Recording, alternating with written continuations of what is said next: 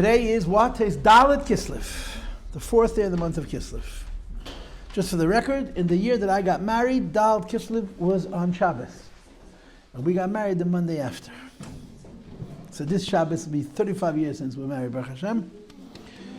No complaints, we're good. I have to be careful what I say over here. Even if you weren't here, I would say it. Even if you weren't here. Anyway, so which means that we're a few days away from Tes Kislev. Tes Kislev was the birthday and the yahrzeit of the Mitteler Rebbe. He's the only one of the Chabad Rebbeim who literally had, like the Gemara says, tzaddikim have perfect lives. He lived 54 years to the day. He was born in 1773 and he passed away in 1827. 54 years to the day. The next day, Yud Kislev, was his Chag HaGeula, the day that he was released from prison.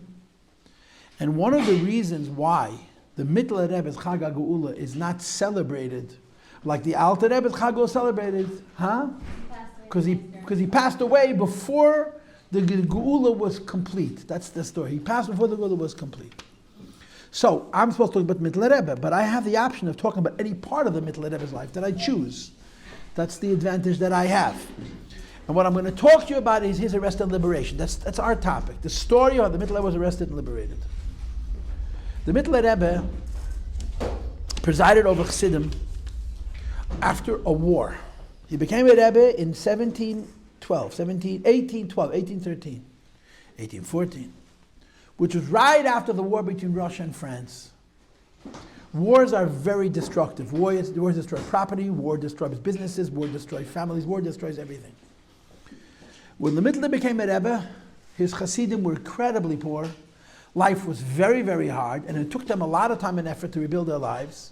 We have much evidence that the Mitteler Rebbe did a lot of things to try to help his Chassidim out of the difficult situations, including literally build communities for farmers to live where they can have comfortable parnasa. He relocated 2,000 families Chassidim, which in those days was an enormous number of people.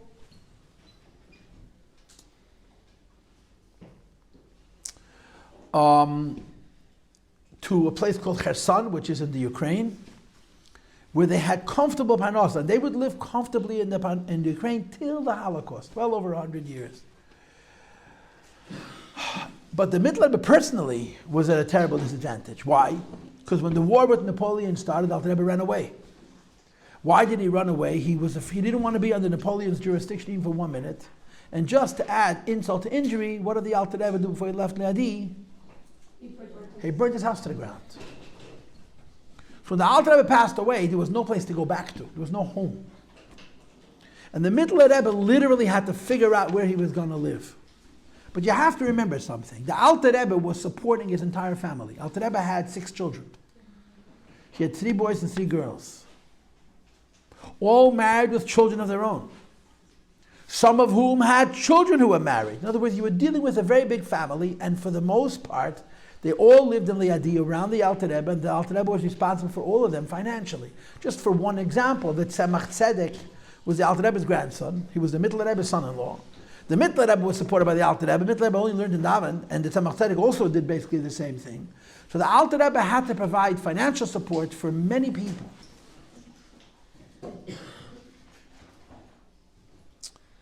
The number that is brought is that the Alter Rebbe's family was 60 strong, 60 people. 60 people is how many men and how many women and how many children? It's a lot. It's a lot of people. Now, I'm not saying that every single member of the Alter Rebbe's family lived with him personally, but enough did. Now the Alter Rebbe passes away. So for lack of words, the breadwinner is gone. The one who was supposed to make the money to support the family was gone. And there's no house. There's no place to live. There's no center. So after the Alter Rebbe passed away, the Mitteler Rebbe did something which many Hasidic Rebbes did. It was a way of Pashat making money. The Yiddish expression is Gefahren ibn the Medina. He traveled all over Russia. Came to every city. It was a brand new Rebbe. Mitteler was a brand new Rebbe. And in so many ways, he was different than the Alter Rebbe. People came to see him. They wanted to see him. They wanted to hear his Chassidus. And of course, they wanted to meet him in Yechidus. They wanted brachas. They wanted eitzes. They wanted help. And of course, when you come to a Rebbe and you get all the support that a Rebbe provides, you leave money. That's how many Rebbes made parnasa. When life was difficult, they would travel. They would go from place to place, and there was a way of earning extra parnasa. Meaning to say, if the Rebbe sits in his house and you come to him, you're likely to give him a smaller check than if he comes to your town. We know that by the Tzemach Tzedek had to marry with one of his daughters, and he called in his daughter and says that he doesn't have enough money for a fur coat.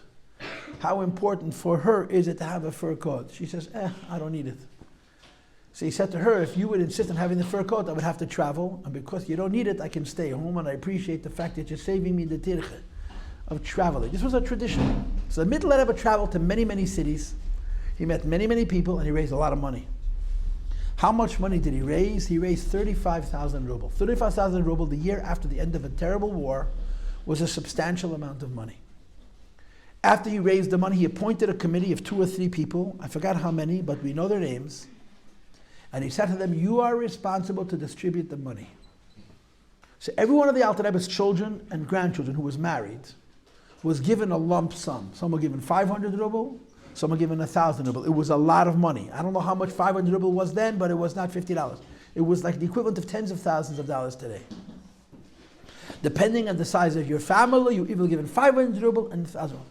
This money was seed money. It was a way to start your life after all of the difficulties that they had been through. You could see the list. The list is available. It's printed in a book now. They found it.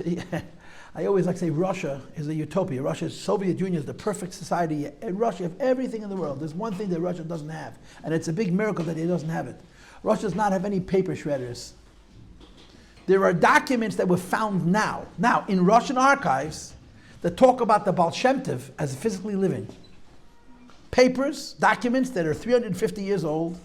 You can find documents describing the Baal Shem Tov as a living person, paying taxes or not paying taxes, belonging to the municipality. The Baal Shem Tov is registered in his town as a doctor of all things. But they have, in other words, they didn't throw anything away. They found in Russia a complete file, several hundred pages of the Mitteler Rebbe's case when he was arrested, liberated, and they printed it, the whole thing in Hebrew. They translated it from Russian into Hebrew, and you can see the evolution of the story. The Mitteler Rebbe raised this money, and he gave it out to all of his members of his family, and then he moved back to Lubavitch. He was living in Liadi, which is far away, and he moved back to Lubavitch. Lubavitch, for those who do not know, is very close to Lyozne, where the Alter Rebbe was born. The Alter Rebbe was a Rebbe for most of his life. You could literally walk from Lyozne to Liadi. It's like 7 or 8 miles. You could walk. It's very close. And he settled in Lubavitch. And Lubavitch became the hub of Chassidim for the next 100 years plus. Now here's what happened. The Mitteler Rebbe raised this money, and he organized people to distribute the money. One of the people who organized and distributed the money was a chassid by the name of Rabbi Pinchas Reizes. He was a big chassid, a very big chassid. He was also very rich. And he was very close to the Alter Rebbe, incredibly close to the Mitteler Rebbe. And he was authorized with 2 other people to distribute the funds. He passed away without children. The one thing he didn't have was children. He died without children. His relatives were all looking forward to getting his wealth. They knew he was very rich. They knew he had enough kids, so they figured they'll inherit his estate. You know, the Pinchas Reizes had these big houses, had these big businesses. They figured they're going to inherit his estate. And there was, as the expression is, the vultures were circling, waiting for Pasha to die to collect his wealth. He died, and they looked at his estate, and there wasn't a penny. He gave everything away he had to tzedakah. And most of the money that he had, he actually gave to the Mitteler Rebbe. Mitteler Rebbe had many causes. The Mitteler Rebbe supported Moses in Eretz Yisrael a lot. The Mitteler Rebbe supported Chassidim in Russia. He had all kinds of activities, and he raised a lot of money, and he gave away a lot of money. So the Pinchas Reizes left all of his wealth to tzedakah, and especially to the Mitteler Rebbe. The Pinchas Reizes' relatives were very upset. They felt that they were entitled to a piece of the wealth, and they felt that the Pinchas Reizes giving it away was wrong. So they came to the Mitteler Rebbe and said to the Mitteler Rebbe, we want a kickback. What a kickback means. We're his relatives. We really should have gotten the whole estate. I don't know why he didn't give it to us. They came to the Mitteler Rebbe and said, give us some of the money.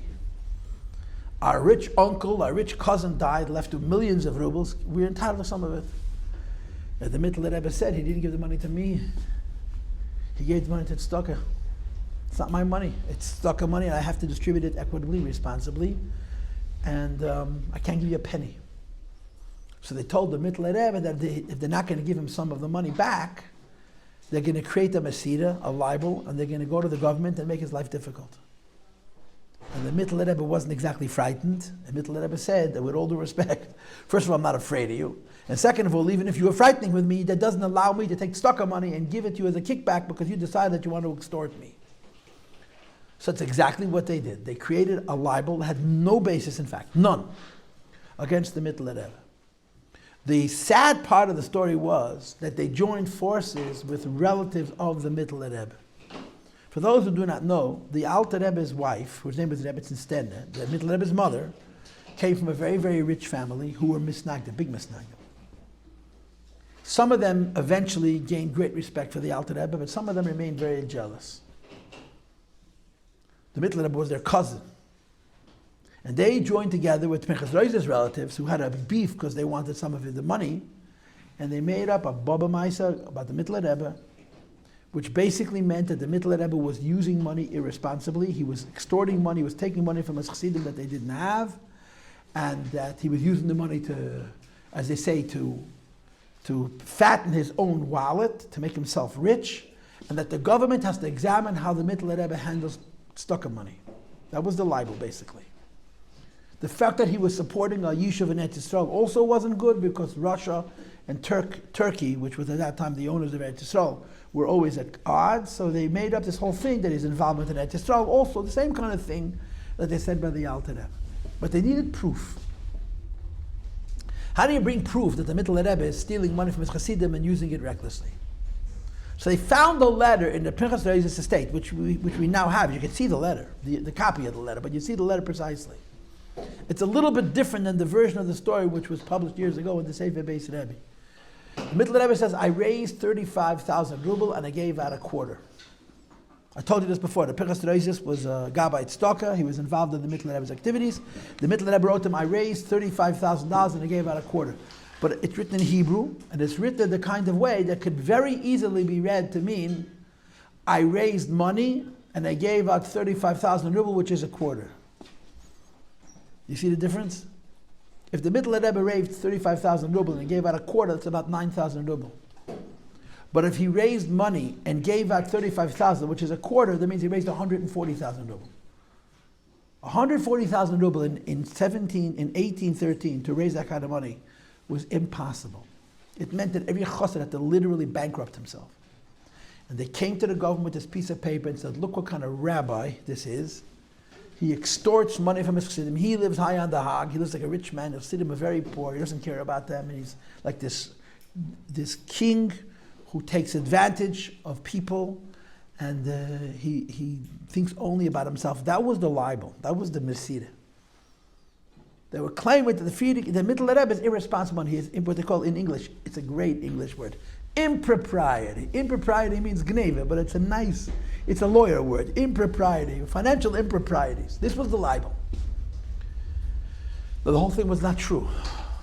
But the Russians, Bechlal, are paranoid people, and they don't like Jews, befrat. So the government invited the Mitteler Rebbe to come to Vitebsk for an investigation. He wasn't arrested. He was invited to come to Vitebsk to examine his financial situation. Now, first of all, the Mitteler Rebbe was not taken to the capital of the country. The Alter Rebbe was in Petersburg, in Petersburg, what's now called Leningrad. I think it's called Petersburg again, which is on the Baltic Sea. I was in Petersburg. I actually was in the fortress where the Alter Rebbe was held. The Peter Republic, I was there for 35 years ago. Today they made a museum out of it. When I was there, they wouldn't let me into any rooms, but I was there.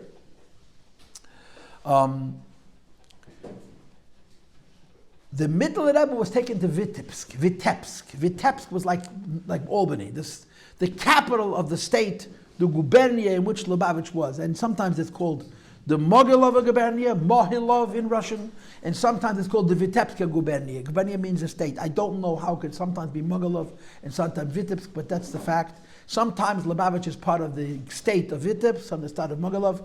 Bottom line is the Mitteler Rebbe was sent a message that people are saying that he's irresponsible with money, and he has to come to Vitebsk to explain his financial dealings. And he went. Mitteler Rebbe went. He left after Simchas Torah. We don't know exactly when, but he was sometime in Cheshvan, maybe the beginning of Kislev even. He left Lubavitch and he traveled. Every place he came to, Chassidim came out to greet him. And there was a big fabrengen, he said Chassidus. And the police who were accompanying him were like really very disturbed. Here's this man who's being accused of being a ganev, and wherever he comes, they give him so much kavod. And so many people come to see him, and he's Fear Tamalucha. It looked, the whole thing of it, the way the Mitteler Rebbe was acting, and the way the Petterborg, the way the Vitebsk enhanced, it made them feel more angry at him, if you will. He was behaving like a Rebbe, he wasn't acting like a prisoner.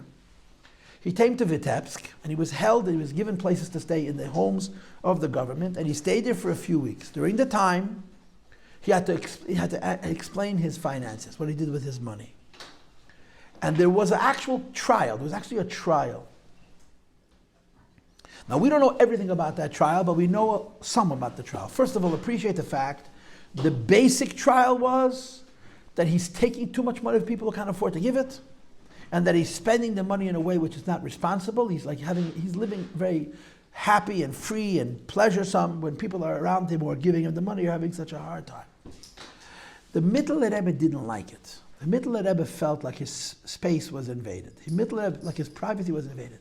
The Mitteler Rebbe did not want to have to explain to Goyim how he spends money. It was none of their business. Because the Mitteler Rebbe had all kinds of considerations. But they squeezed him. They made him uncomfortable. He really didn't like it. He stayed in Vitebsk just for a few weeks. During that time, there were all kinds of sessions where the other side came with their proofs and their arguments and their witnesses, whatever they did. And of course, our side came with our proofs. So there's a few details that we know that I think are kind of interesting. Probably the most important is the following. The Mitteler Rebbe wrote a letter to the governor of the state of Vitebsk, a goy. That letter was written in Hebrew. It's a long letter. It's now translated. I'm sure it's translated into Russian. It was probably translated into Russian for the goy, but we have it in Hebrew. It was published years ago in a little pamphlet called Bad Kodesh. That was printed in the Mitteler Rebbe's Igros Kodesh. It's a long letter. In this letter, the Mitteler Rebbe explains to him what Chassidus is. It's based on the Alter Rebbe's cross-examination. When the Alter Rebbe was in jail, he was asked also many questions, and he had to explain what Chassidus is. The Mitteler Rebbe took part of what the Alter Rebbe wrote when he was arrested and rewrote it and explained it better for this guy to read about what Chassidus is. But the point of writing that letter was he writes to the Gurber Natur, to the governor, to the state head of Vitebsk, or whatever it is, Mogilov, where the Mitteler Rebbe presided, that he's asking that he should personally judge his case. Whenever you have a trial, the government has to provide a judge. The government has many judges at its disposal. Every time a case comes to the courts appoint a judge to oversee that case. So the Mitteler Rebbe wrote a letter asking the governor of the state of Vitebsk to personally be his judge, which he did. And part of the reason he did this, the Mitteler Rebbe writes that if you have a bigger judge, you have a bigger malach. If a bigger malach, you have a greater likelihood that the truth will come out. He writes, I want you to judge my case, because I trust that if you judge my case, the truth will emerge. And that's how it played out. This is one detail that we know. Another detail which is very interesting, and I'm sharing this with you because I think girls need to hear this.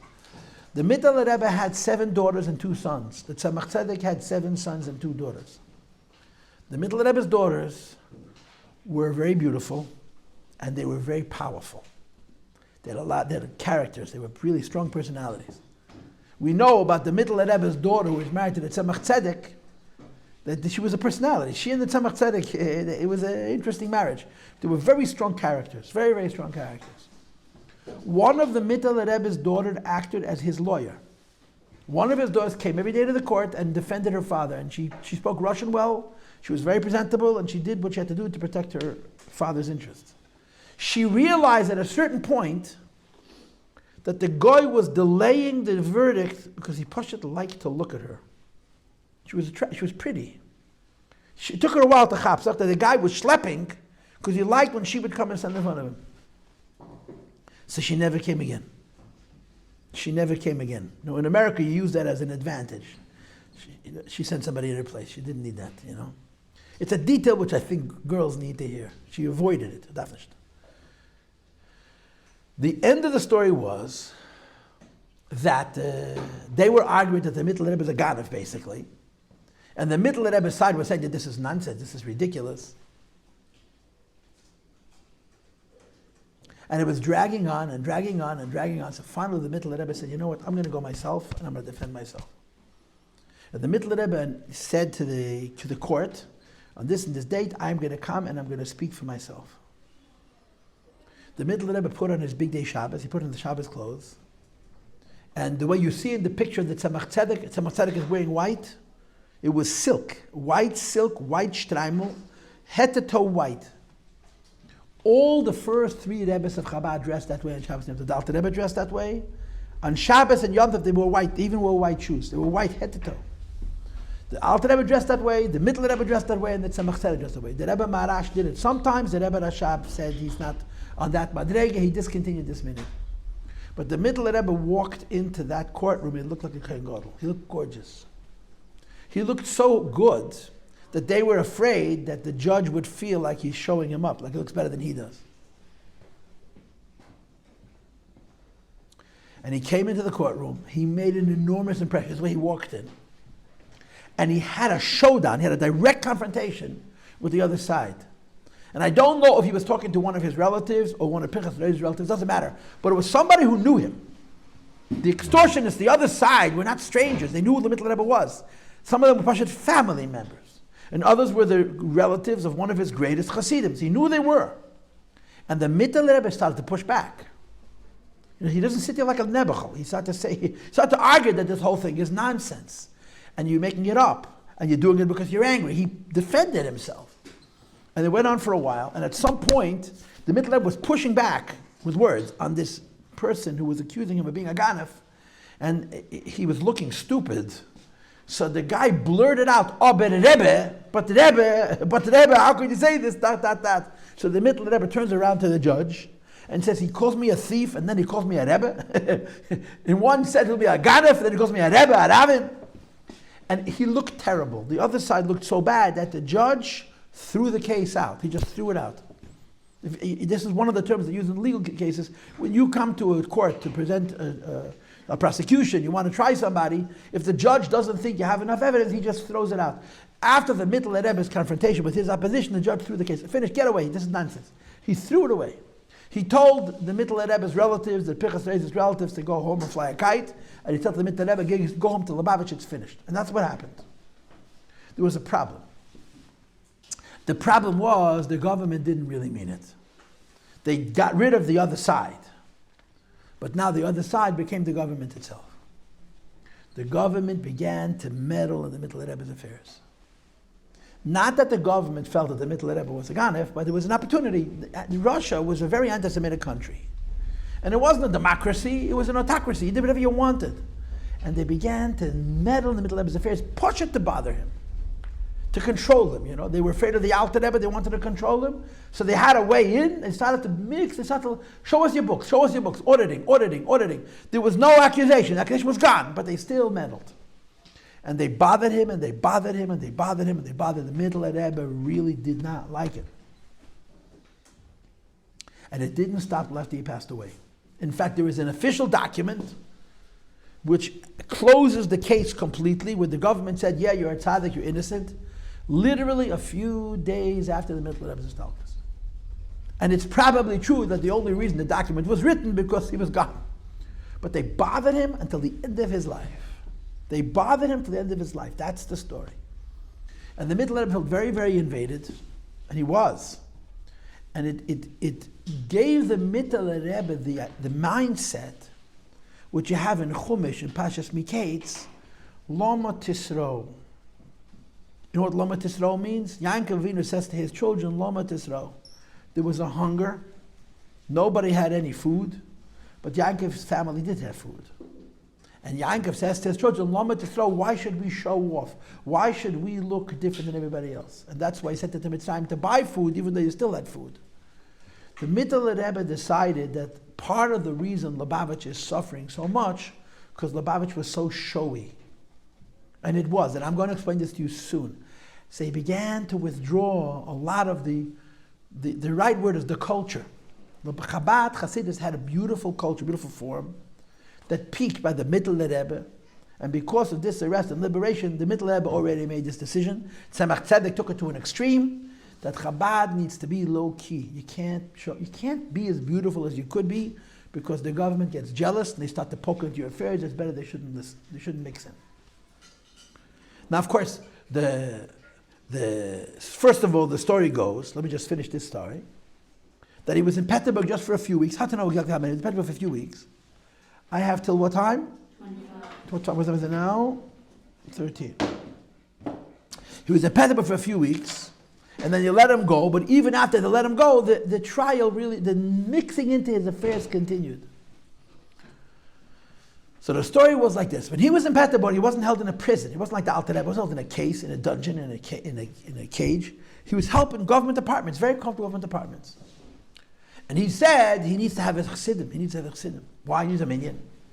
He needs to say Chassidus. So while he was being held, he could have a minyan 3 times every day with, I think, 30 men at each minyan. Shachas, Mincha, and Ma'ariv. And 3 times a week, he could say Chassidus for 50 people. The Mitteler Rebbe said Chassidus unashamed. It was non-stop. No Rebbe said Chassidus like the Mitteler Rebbe. 50 people could come. So a lot of the Chassidim, the Alter Rebbe Chassidim came to Vitebsk and they were there during the trial. They probably sat in the court, which also made people very nervous, you know. So the end of the story was, it was Shabbos. Shabbos was Tes Kislev. And the Mitteler Rebbe was saying a maimer, which we know what the maimer's name is. In fact, a lot of people hold, the Rebbe sort of indicates, that we actually have that maimer. The maimer begins with the pasuk from the Mincha davening of Shabbos. Ata echad v'shimcha echad mich amcha Yisrael goy echad baretz. In Shabbos and Yom Tif, we have 7 brachas. The middle bracha is called Kedusha. The Kiddush of Shabbos. So Yom Tif, all the Kedushas are the same. Ma'ariv, Shachris, even Musaf, and Mincha starts the same way. Ata v'chatana mikol ha'amim. B'titel banu, Yalav Yaveh, and V'hasiyenu. Shabbos, each Kiddush is different. Friday night we say Ata Kidashta. Shabbos morning we say Yismach Moshe. By Musaf we say Tikanta Shabbos. And by Mincha we say Ata Echad. So the Mitteler Rebbe was saying Chassidus on Ata Echad. In the middle of the Chassidus, they walked in to tell him that he's free to go. But he was saying Chassidus, and when the Mitteler Rebbe's Chassidus said Chassidus, not only was he in another world, his Chassidim were not there, they were in a different world. So the people from the state who came in to tell him he's free walked out. By the time he finished saying the Chassidus, Shabbos was over, and it was Yud. So Matzoi Shabbos, the Mitteler Rebbe was told, the case is closed, you can go home.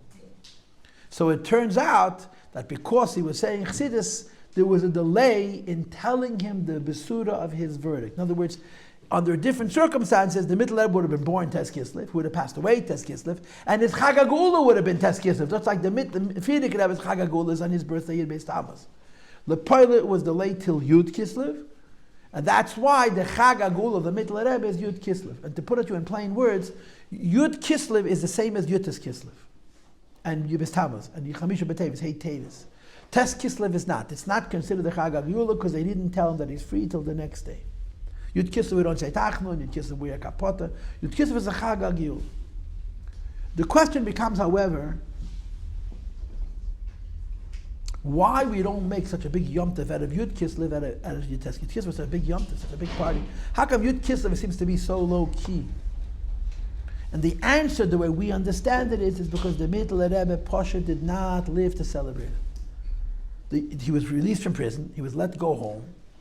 So the next year, the Chassidim wanted to make a party. But unfortunately, it would never happen during his lifetime. He would not have an opportunity to celebrate Yud Kislev after he passed away. So it's sort of anticlimactic.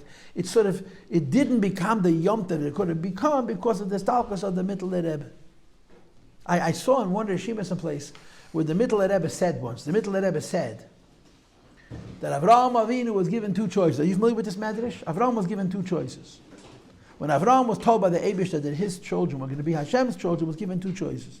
One choice is that they can go into Golus, into exile, and the other choice is that they can go to Gehenna to suffer. And Avraham Avinu chose Golus, so he went to Mitzrayim. So the Mitteler Rebbe said Avraham Avinu was given 2 choices, either go into Golus or to pass away. The Tata at Fazich Genumen Golus, my father took for himself Golus, he went to jail. Upon him as Familie is geblieben the zweite Bride. Evidently, for me, was left the second choice. The second choice was that he should pass away, and that's what happened. But here are the details.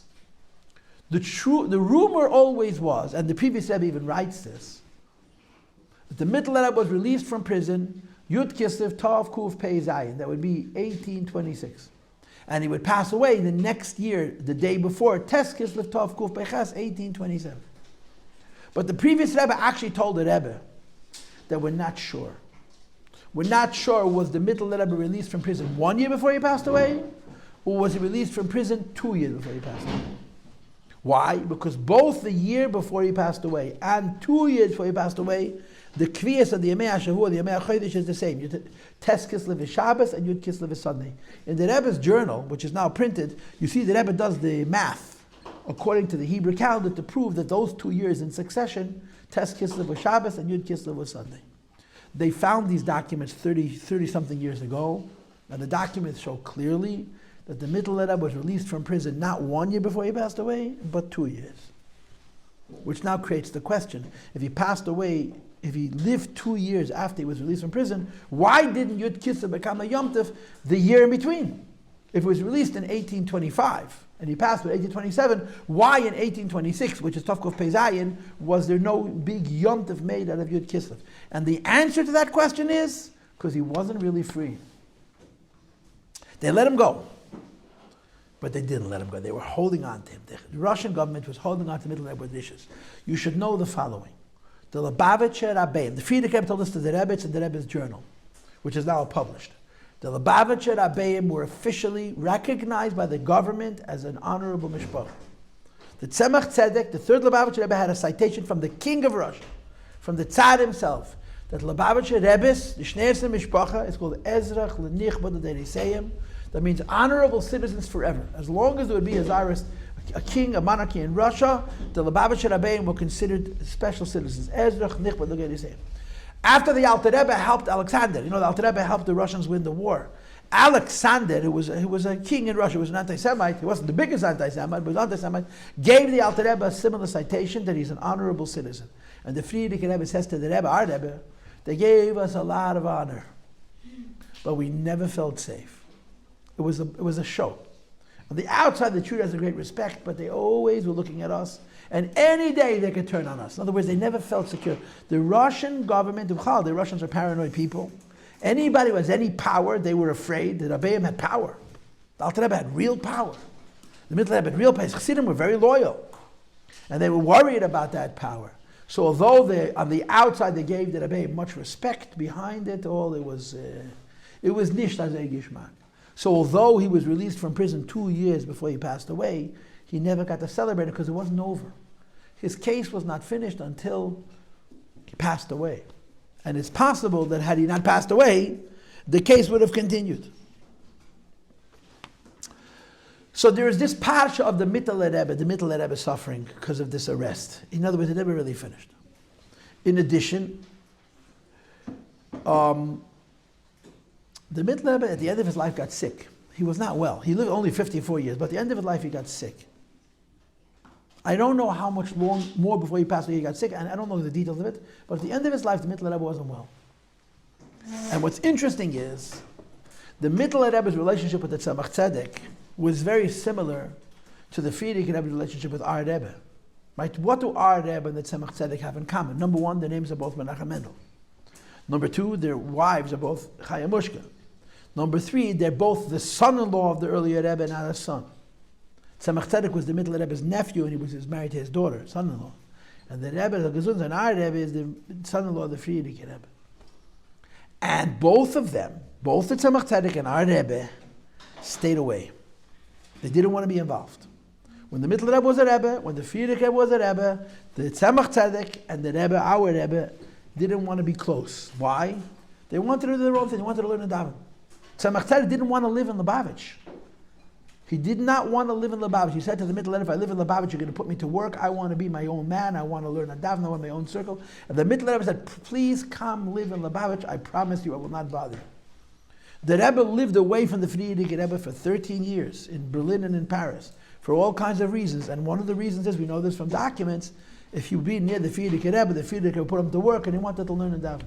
But when the Rebbe, the Shver, when the Rebbe, the father-in-law, became ill, Both the Tzemach Tzedek and our Rebbe literally held the hand of their Shver.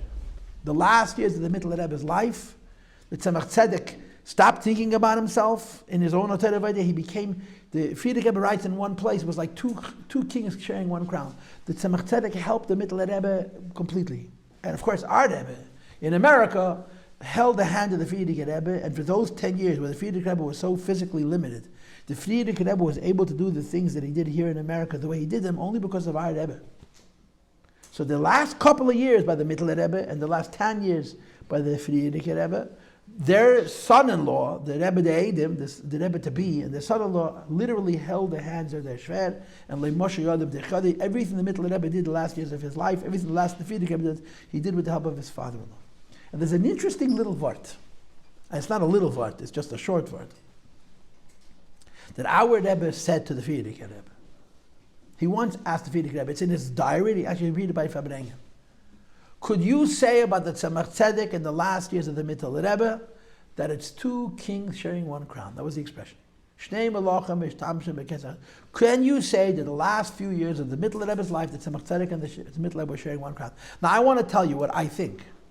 I think the Rebbe was not asking a historic question. He was asking a personal question. He said to Frierdiker Rebbe, can you say that you and I are two kings sharing one crown? He asked a question about the Tzemach Tzedek and the Mitteler Rebbe, but personally, and you can not take me personally seriously, but I take myself unfortunately too seriously. I believe that Rebbe was asking, could you say about him that since he's so close to the Frierdiker Rebbe and everything the Frierdiker Rebbe is doing is through him, can you say that it's two kings sharing one crown? And the Frierdiker Rebbe answered the Rebbe these words: Vos redst du?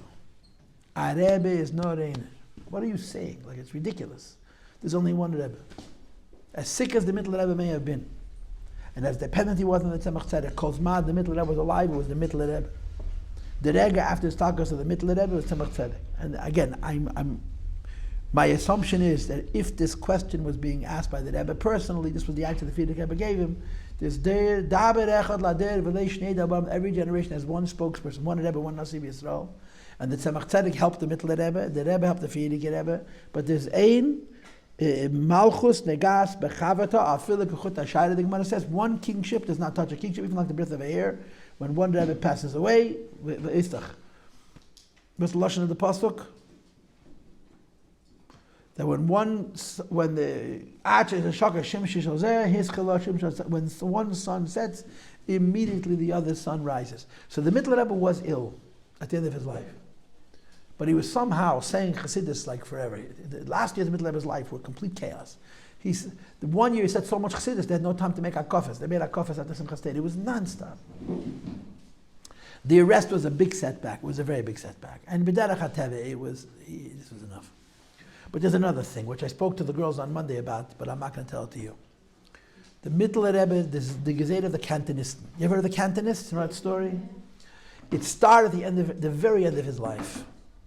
And the Mitteler Rebbe, he had a very hard life. He did he helped Yidden in a lot of ways. But when this Gezeit came, the Mitteler Rebbe said, Ich kann das nicht. I can't handle this. We actually have a printed maimer from the Mitteler Rebbe that explains the Gezeit. There's actually a letter from a maimer from the Mitteler Rebbe, which he wrote himself, to explain Achei Temimim the significance of taking Jewish boys into the army for 25 years of service. But he passed away before it came down. He said, I can't, and he passed away. And the story of Mitteler's passing away, I'm going to tell the girls of seminary base on Monday. Good Shabbos to all of you. If anybody wants all